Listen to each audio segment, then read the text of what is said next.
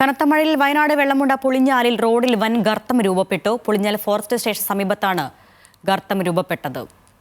നെല്ലിക്കച്ചാൽ ഉന്നതിൽ താമസിക്കുന്ന 26 കുടുംബങ്ങളെ ക്യാമ്പിലേക്ക് മാറ്റിയിട്ടുണ്ട്. രതീഷ് വാസുദേവൻ നൽകും വിവരങ്ങൾ. രതീഷ്, ഈ കനത്ത മഴ അതിങ്ങനെ തുടരുന്നത് വലിയ ആശങ്കയാണ്. ഈ കൃത്യമായിട്ട് എവിടെയാണ് ഈ ഗർത്തം രൂപപ്പെട്ടിരിക്കുന്നത്? ഉദ്യോഗസ്ഥർ ആരെങ്കിലും സ്ഥലത്തെത്തി പരിശോധന നടത്തിയ ഉദ്യോഗസ്ഥരെ വിവരം അറിയിച്ചിട്ടുണ്ടോ? അരുണെ, തീർച്ചയായും വൈകിട്ട് 7 മണിയോട് കൂടിയാണ് ഇത്തരത്തിൽ ഈ പുളിഞ്ഞാൽ ഫോറസ്റ്റ് സ്റ്റേഷന് സമീപം ഇത്തരത്തിൽ റോഡ് താഴ്ന്നത്. ഈ നെല്ലിക്കച്ചാൽ ഉന്നതി ഇതിന് സമീപമാണ്.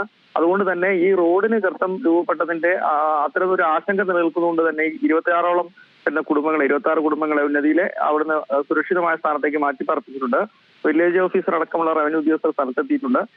ഏത് സാഹചര്യത്തിലാണ് ഇങ്ങനെ റോഡ് കുഴിഞ്ഞു പോയത് എന്നെ സംബന്ധിച്ച് നാളെ വിശദമായ പരിശോധന നടത്തും. നേരത്തെ ഈ വെള്ളം വീഴാനുള്ളതാ അല്ലെങ്കിൽ വെള്ളച്ചാല് രൂപപ്പെടുന്ന ഒരു സാഹചര്യം ആ പ്രദേശത്തില്ല. എന്തുകൊണ്ട് ഇത്തരത്തിലുള്ള അത് ബന്ധപ്പെട്ട ആളുകൾ പഠിക്കേണ്ടതുണ്ട്.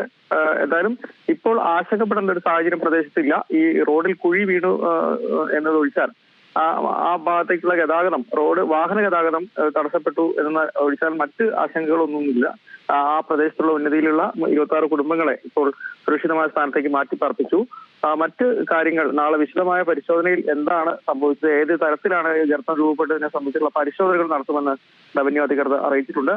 മഴ വയനാട്ടിൽ പരക്കെ തുടർച്ചയായി ശക്തമായി പെയ്തുകൊണ്ടിരിക്കുന്ന സാഹചര്യവും നിലവിലുണ്ട്.